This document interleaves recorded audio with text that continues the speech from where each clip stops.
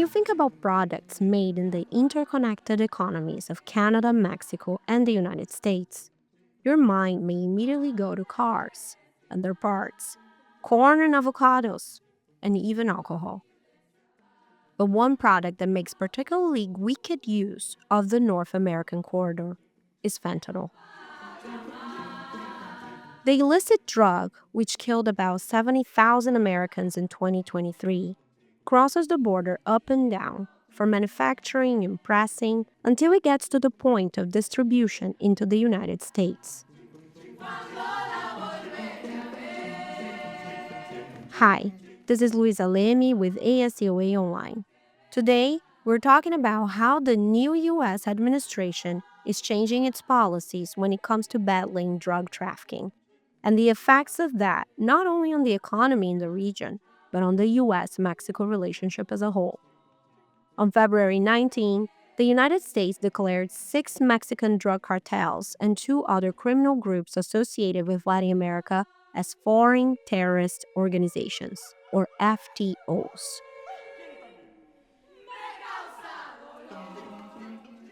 But what does that mean? An FTO designation expands the scope of law enforcement around everything an organization does. So anyone providing products or services, transportation, or lodging people involved with an FTO is in deep trouble with the law, with what are called material support charges. That presents new risks for any business who operates in Mexico. If they are found performing any activity, intentionally or not, that touches the many tentacles of organized crime, they face steep consequences. Now that framework is changing from a more kind of economic lens to a more national security driven lens. The implications of that are obviously not just philosophical, right? It's one thing to engage in corrupt acts, serious enough in itself. It's a completely different thing for those acts to be ending up financing terror organizations. It's the notion that to conduct business in a country to obtain profit, you were actually supporting organizations that are terrorists. The framework is becoming a lot more serious, a lot more grave for companies. My colleague Chase Harrison spoke with Pablo Zárate of FTI Consulting about the business impact of designating 6 powerful Mexican cartels as FTOs. In this North America economy, there are more actors in drug trafficking than just the cartels. We are talking about a whole cross-border network of involvement. With illicitly manufactured fentanyl, we see it cross the border multiple times. So you can get precursors that come directly to Mexico, and then there's manufacture that happens in Mexico. But there's also precursors that come into the US that then are moved to Mexico. And then there is production in Mexico, but there's also peel pressing happening on the US side. And I think one thing that's very interesting, for instance, is last November, CBP published a public announcement talking about, stakeholders along the border, chambers of commerce, people who work in customs, to just be aware that there was a spike in illegal importation of these peel manufacturing machines or parts. We're seeing, similar to what happens with a North American car, that it crosses the border multiple times, the same thing is happening with fentanyl. That's Cecilia Farfán-Méndez, a security expert at the Instituto Tecnológico Autónomo de México. She explained what these FTO designations mean for the U.S.-Mexico relationship and the country's cooperation to fight drug trafficking. The stakes of getting this right couldn't be any higher, as death toll of fentanyl continues in the U.S., and millions of people in Mexico are dying and disappearing because of violence with firearms that come from the United States.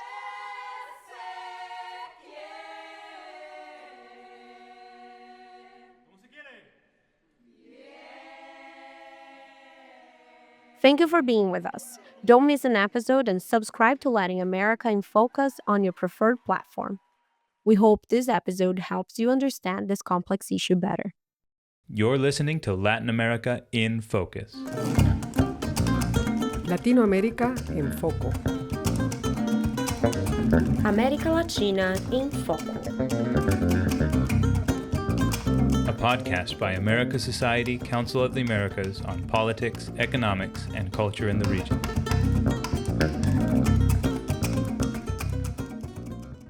Pablo, thank you for coming on the Latin America in Focus podcast. Thank you for having me. We just saw the Trump administration designate 8 criminal organizations that are associated with Latin America as foreign terrorist organizations, and 6 of these were Mexican criminal organizations. How does this affect businesses in the United States and in Mexico? Why would they touch criminal organizations? Unfortunately, Chase, the presence of cartels in Mexico is very widespread. It's not just the traditional view of you can run into cartels that demand derecho de piso or extortion payments so that you can continue your traditional operations. It's that cartels have established shell organizations or infiltrated organizations that appear to be legitimate, but businesses operating in Mexico may unfortunately find themselves making payments to an organization, a business that is actually run by the cartels. I think as you see the framework from the US changing, companies need to understand that the consequences of transacting in Mexico, even if it's unwillingly with a cartel, can just be disastrous for them, right? You're talking about the compliance risk in Mexico going from being something serious to being something potentially catastrophic, not just from a legal standpoint, but you're looking at all sorts of risk, reputational, political, etc. You said that the landscape is shifting. What was the landscape before this designation? Of course, there's multiple touch points between the US enforcement perspective. Before, you had frameworks like the Kingpin Act and FCPA, which are all meant to seek compliance from US companies. But now, Chase, that framework is changing from a more kind of economic lens to a more national security driven lens. The implications of that are obviously not just philosophical, right? It's one thing to engage in corrupt acts, serious enough in itself. It's a completely different thing for those acts to be ending up financing terror organizations. So I think the framework is becoming a lot more serious, a lot more grave for companies. So, if you're an executive and you're trying to figure out how to comply with this new designation, how to protect your business, what sort of steps are companies going to be taking? Are we talking about new personnel? Is it changing your entire operations? How seismic is this change going to be? There, I would say you have essentially 2 types of companies, right? Pretty much all companies, Chase, are looking at enhanced compliance measures. So all of them are thinking about the very specific regions where they operate, and they're looking at flashpoints of risk, and they're looking at strengthen all their programs again around compliance. So for example, KYC measures, know your customer programs, are going a little bit deeper. The monitoring requirement for third parties that you are transacting with are becoming a lot more continuous, a lot more recurrent. The reach of the due diligence processes that you are conducting with either transactional targets. So all of those measures from a compliance perspective are intended to show that companies are not engaging in what you would call willful blindness. But the tricky thing here, Chase, is that willful blindness is sometimes the standard that gets used from a legal perspective, right? So if you don't show that you had all the appropriate measures and that you understood the risk and all the dire consequences around it, you can be shown to have had willful blindness. So companies are really engaging and saying, well, through compliance measures like the ones I described before, you're really enhancing our risk mitigation program. So that's bucket one, right? Bucket two of companies are looking at this a little bit more holistically. So besides just looking at the compliance measures, they're taking a few steps further and saying, well, how do I prepare, for example, with an adequate crisis management program? How do I make sure that I have the response capabilities? How do I make sure that I have the procedures and protocols in place so that if any one of my employees finds himself or herself on the receiving end of an extortion payment demand, they know how to act. So all of that thinking, which is not just about compliance, but about setting the right culture in the company, about having the right crisis management program, about having transparent communications about stakeholders, about the steps that you're taking to mitigate risk, is becoming quickly the hallmark of the companies that are, one, taking this seriously, and two, will inevitably become the leaders in risk management in Mexico, which is becoming a much more complex jurisdiction to operate in. The addition of these 8 FTOs adds to a much longer list of FTOs. I think now there's 76 of them. So as companies try to rise to this challenge, as you're talking about, and become leaders, what is the precedent that they're looking at for how other companies have navigated this? Are there examples of companies that have performed really well or quite poorly in these circumstances? Unfortunately, Chase, in a number of the situations, what ends up happening is everyone looks at the cases of what they don't want to do. I think it's important to note being a leader is not just about the vanity of being a leader, it's about making sure that your business can continue to operate. Mexico is a very important jurisdiction for a number of multinational companies, for a number of large conglomerates. And you can really make an argument that unless you can mitigate this risk adequately, you should not be operating in Mexico because it's a risk that, because of its consequences, it can have spillover effects well beyond the Mexico business. So it's not just we're risking one jurisdiction out of the portfolio, of the global portfolio that we have. Pablo, you've set up quite well how high the stakes are for companies that want to continue to operate in Mexico. And I want to flip for a moment from the companies to the government of Mexico. This might frighten investors and companies from operating in the country. So, what is the Scheinbaum administration or the Mexican government writ large doing to help companies comply with this, if anything? I think we're in the early stages of the adoption of that measure, Chase. I think that for the time being, it's important to know that the Mexican government is making important steps to, one, show collaboration with the US, strengthen their collaboration from a security standpoint. The relationship between Security Minister Omar Garcia Harfuch and US law enforcement agencies, I think it's in a particularly high point. And you see a lot of connectivity between those agencies after we had spent some years with some disconnection between the two of them. So that's very encouraging to see. And I think it's important that companies understand that they can engage with government if they find themselves in a risky situation, right? There are adequate frameworks with which the Mexican government or the US government can provide advice on how to deal with a specific situation, or if the situation is murky and risky, they can always consult with them ahead of time and seek. It's not a legally binding opinion, but it is critically important down the line to show that there has been that collaboration. This is particularly true for the companies that know that they are operating in regions that are particularly tricky and within industries that are particularly risky. Can you elaborate on that for me? What industries are you going to be watching to that might be particularly risky to see how this changes the landscape? Typically, Chase, you're looking at logistics, of course, because of the movement of valuable goods throughout the country. But you're also looking at agriculture. You're looking at mining, of course, service stations in Mexico. There's an evolving tradition of going after huachicoleo or fuel theft and illegally obtained fuel or illegally imported fuel.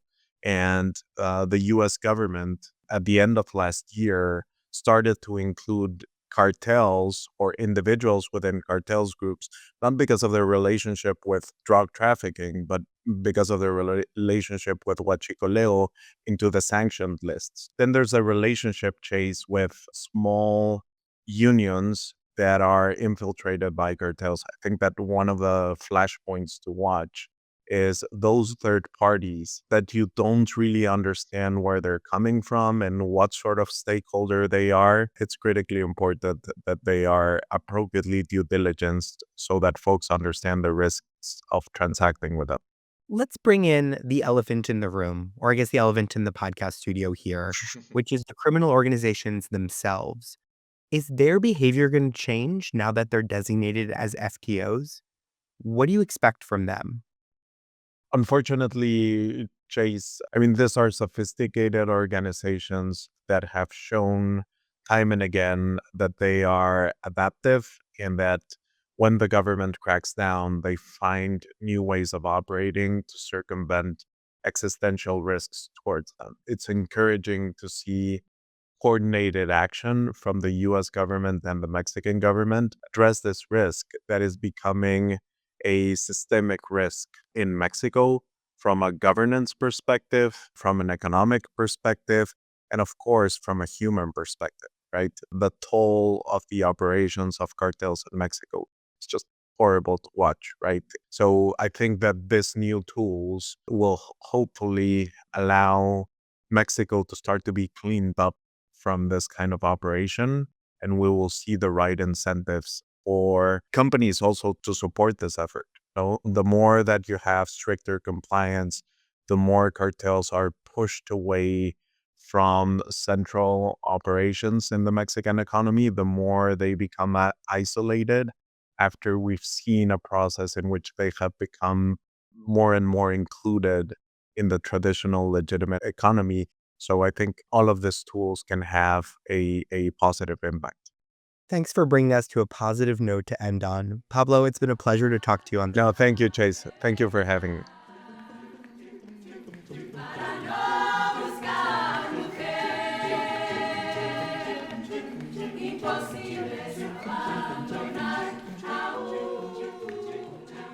That was Pablo Zárate of FTI Consulting speaking with Chase Harrison. Drugs, but also guns and bullets. As Zárate explained, these criminal organizations are entrenched in more than trafficking operations. They're part of an interconnected economy in North America, and that economy includes the circulation of guns. A majority of firearms used by criminal groups on both sides of the border comes from the United States. I spoke with Cecilia Farfán-Méndez, an affiliated researcher with the Center for Studies on Security Intelligence and Governance of the Instituto Tecnológico Autónomo de México. We explore security policy as a sore point between the US and Mexico, and how these FTO designations are becoming a wedge in cooperation between the two countries.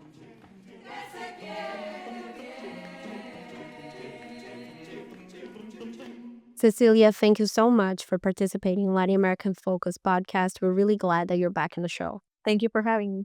Both the US and Mexico elected new presidents last year, so we're talking about new administrations on both sides. You can tell me how you started researching security and if you see a security shift happening with these two countries having fairly new leaders. What do you think? Well, when I got interested about the topic on security is when the homicides in Mexico really started to increase. And this is when Ciudad Juarez, for instance, was going through a period of very high levels of homicide. So I think there was this parallel that I wanted to understand what is happening in Mexico at the same time that I was in a period of time where you're just researching all the time. And I was lucky enough to have an advisor that saw that what was happening in Mexico was beyond just these narco stories and that it really needed an explanation. And so I'm very happy in a way to be part of a cohort of Mexican scholars who now seriously study violence and to be arguably one of the earlier ones. It has never been just an intellectual matter for me as a Mexican woman and scholar. So this is not just an intellectual discussion. Of course. In terms of what we're seeing today, I would say that on the one hand, it's not necessarily different from the fact that security is always the area of the bilateral relationship that both countries struggle with the most.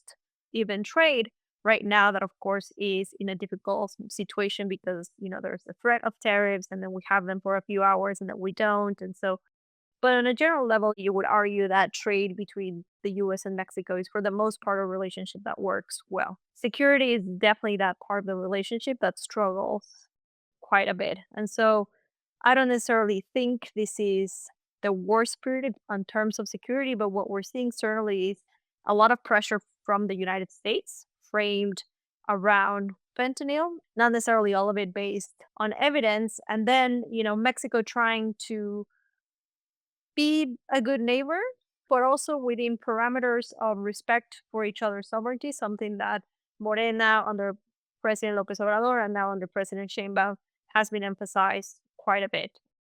Drug cartels are not new to the US or to anyone. They were already considered transnational criminal organizations. You can even explain a little bit about these designations if you want. But what changes now that these groups are considered terrorist organizations? What do you think was the motivation for the US government to do this? I don't think there's like the one factor that explains how we got to these designations. But one thing that I wish it was better understood in Mexico, and then on the other hand, in the United States, is that there has been a tremendous loss of life in the US.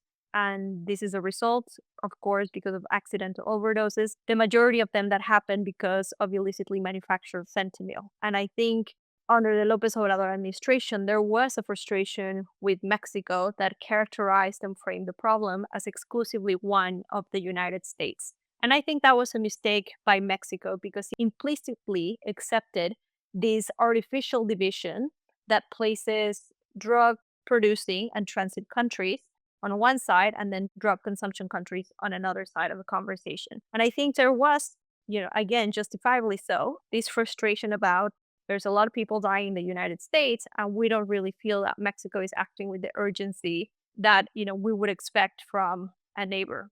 Now, of course, it doesn't mean that Mexico should just do whatever the US wants, but it does mean at least empathizing and saying, yes, it is true that there is this loss of life because in Mexico, we also have tremendous loss of life connected to firearms trafficking.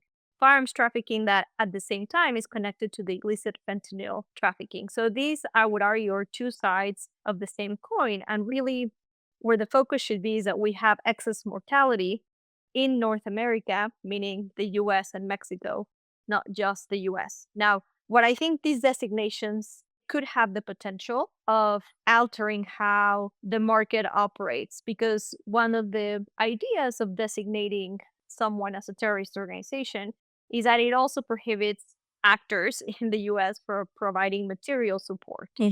Now, I don't see a lot of appetite under this administration to prosecute, for instance, US citizens that are connected to this market. And this could be a point of pressure that Mexico exercises. But I think at the end of the day, the designation is part of a discourse that places the responsibility of these deaths outside of the US. And I think this is one of the dangerous points that we're seeing because it frames Canada and largely Mexico as the countries that are exporting a problem, and it really eliminates a discourse around demand for substances. There's people who specifically want to use fentanyl. And I think what I would argue Mexico can do, if we were to look at the glass half full, is use a designation and this notion of material support to put pressure on the US of saying, well, you need to do something about firearms trafficking.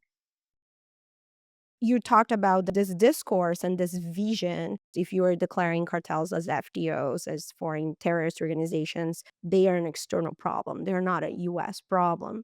But in practice, in terms of control or what is the measures that the US had in place against cartels and narco trafficking, how did that change? With the sanction program, for instance, that required more cooperation with the other countries, right? It requires having intelligence exchanges, information. It fell more within the framework of shared responsibility. Those instruments were definitely more in the cooperative arena, and the designation It's very much within this narrative of the US once again unilaterally is going to decide who is doing enough and who isn't. And I think it's important to say that also this designation has come in the context of some very serious comments from the US government regarding the Mexican government. The White House saying, in part, Mexican drug trafficking organizations have an intolerable alliance with the government of Mexico. Shane Baum responding, saying they have total control over a whole nation. The cartels are waging war in America, and it's time for America to wage war on the cartels, which we are doing.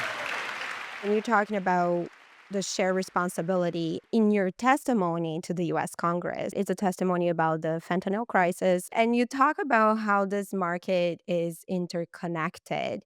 Can you explain a little bit about this? A fundamental, I think, misconception, and I understand why this makes good TV, but it's not really what happens in real life. This idea again that it's Mexican criminal groups, targeting the US. And so what I wanted to underscore is that actually these are transnational operations. And so one example that I find is particularly compelling is if you look at data from the US Sentencing Commission, you'll find that 86% of people who are sentenced for fentanyl trafficking in the US are US citizens. And this is not, the majority are not foreigners and the majority are not, people from Mexico. This does not mean that Mexican criminal groups are not involved. What it tells you is that, again, you also have people in the US involved in the supply of fentanyl and other drugs as well. One of the things that came up in testimony, or one of the questions was, wouldn't, migrants or people seeking asylum be the ones bringing in fentanyl? And so one of the things that I explain is if we look at it from the business side of things, it actually is a very poor decision to use migrants and asylum seekers who don't have a legal right of entry into the US to traffic fentanyl in a business where you already operate with a lot of uncertainty. And what you're trying to do is reduce that uncertainty. You're going to use people who have a legal right of entry into the US, and those are citizens of the United States. These are not people, again, migrating or trying to get asylum. It's very much the criminal side is a transnational operation. And to the extent that the response is not, it will be incomplete. Cecilia, what about the fentanyl production? How did these drugs come into the US? Are they already ready for consumption? How is the US side contributing to this production beyond the demand?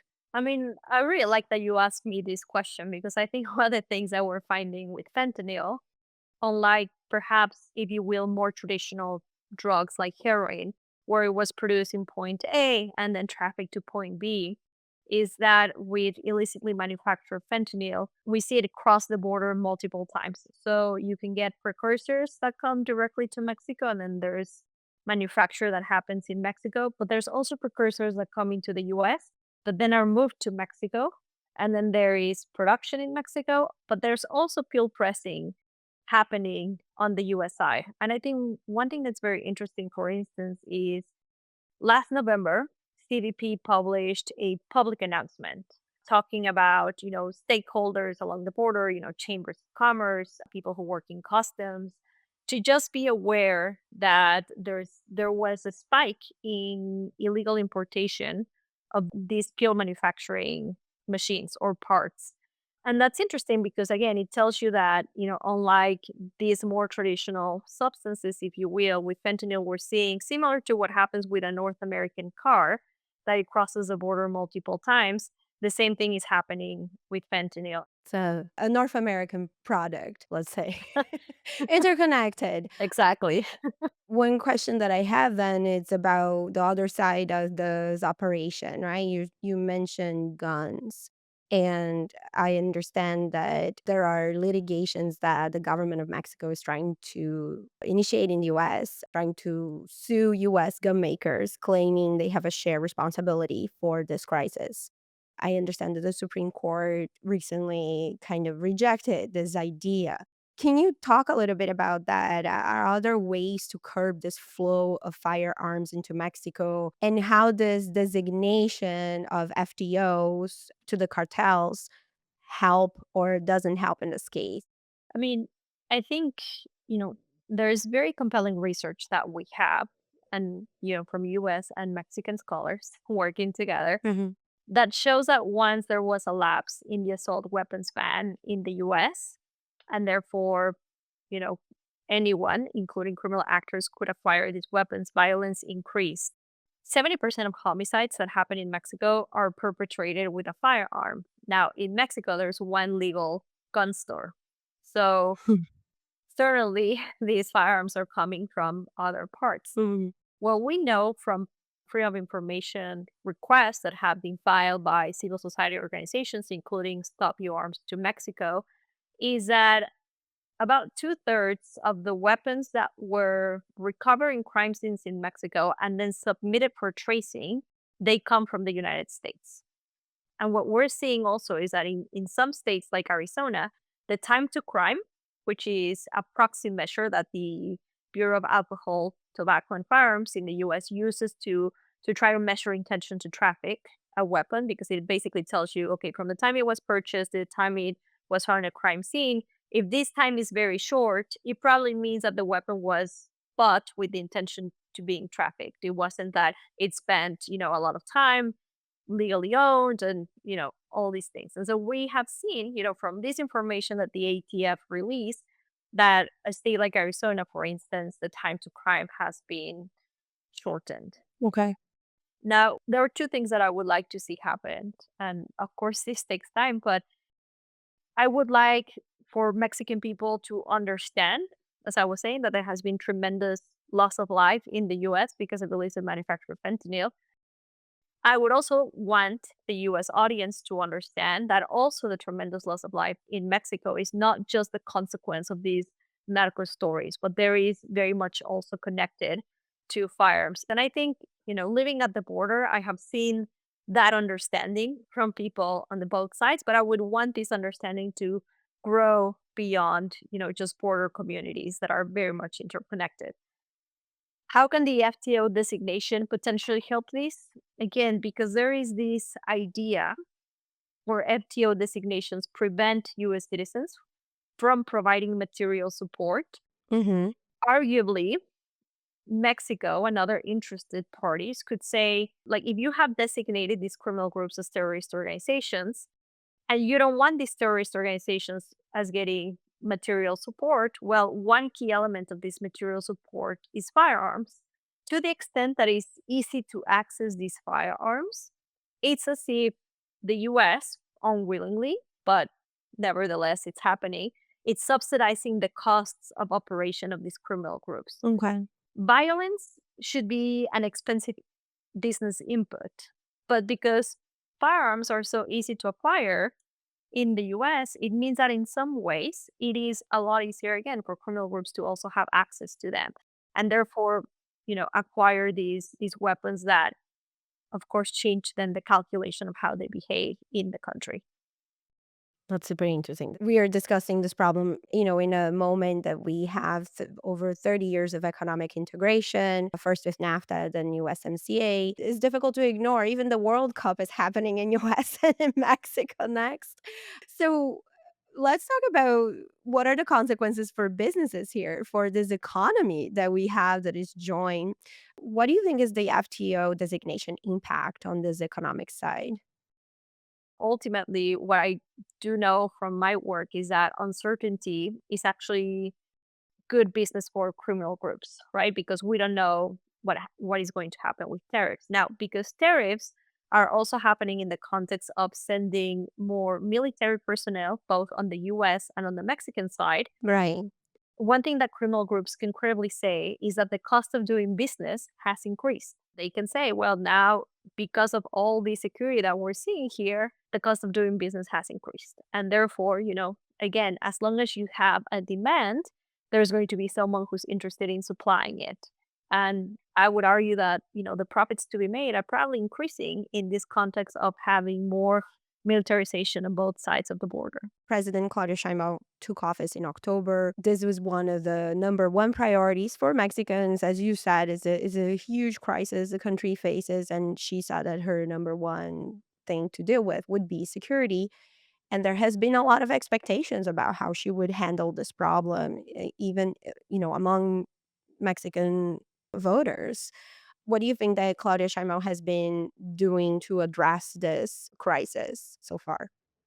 I mean, so I would say, President Sheinbaum started her term and she came into office with a state, specifically Sinaloa, with a severe escalation of violence. And this is seen largely as a result of the, kidnap slash, arrest of Ismael Zamada, also known as El Mayo in Sinaloa. On Friday, Ismael El Mayo Zambada, leader of Mexico's Sinaloa cartel, pleaded not guilty on all charges after being arrested by U.S. federal agents in Texas on Thursday.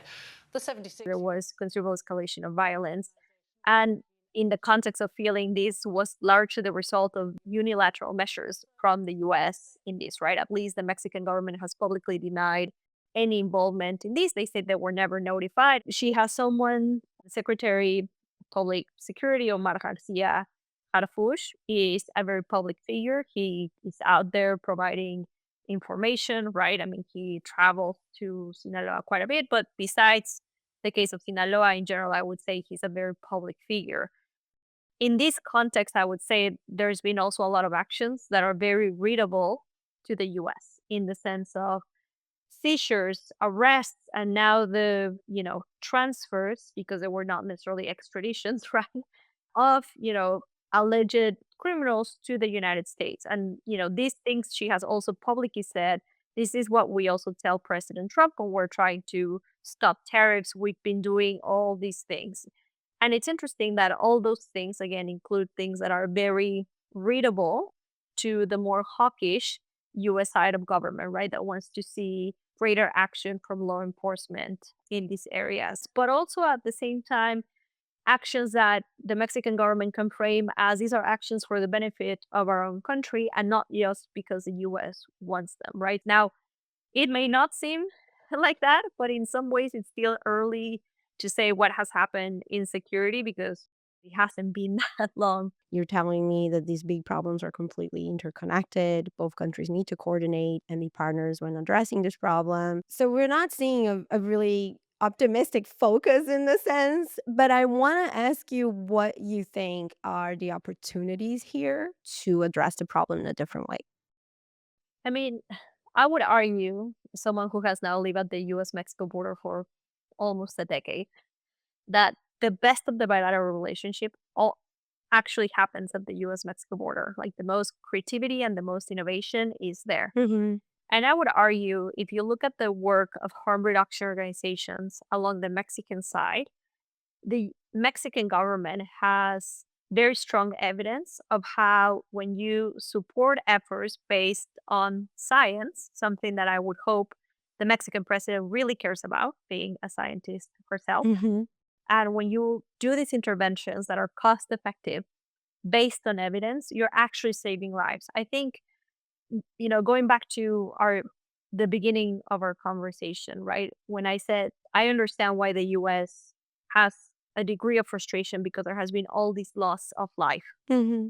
If the goal is to save lives, then I can assure you that this designation is not necessarily going to prevent that excess mortality. But if we want to stop these unnecessary deaths, and we look, for instance, at how harm reduction organizations along the US Mexico border work together and implement drug policy again based on evidence, then we'll see those solutions. And I would love to see the Mexican government reclaim that narrative of the border, not as this place of crisis and, just chaos, but rather as this place of innovation where we see US and Mexican actors working together from a very pragmatic point of view and look at the effort of these civil society organizations that work, from both sides of the border to precisely stop unnecessary deaths. I think part of it starts with reclaiming what the border is and what actually takes place there, which is not this perpetual zone of crisis that, some people would want you to believe it is. Thank you so much, Cecilia. We really appreciate you Yeah, sharing of all your course. knowledge with us. I really appreciate being back and have these conversations with you.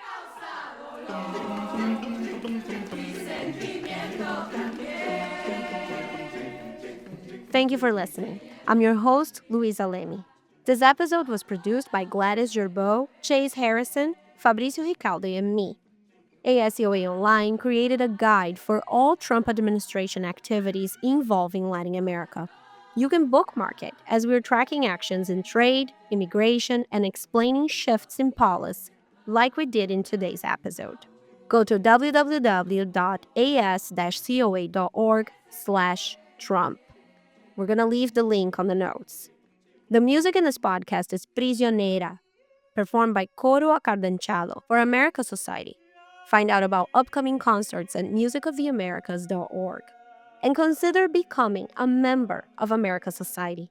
You can enjoy art exhibitions and get preferential seating at concerts happening here at America Society in New York City. If you listen up to here, check out other episodes of Latin American Focus at www.as-coa.org/podcast. Or write us an email telling what you think.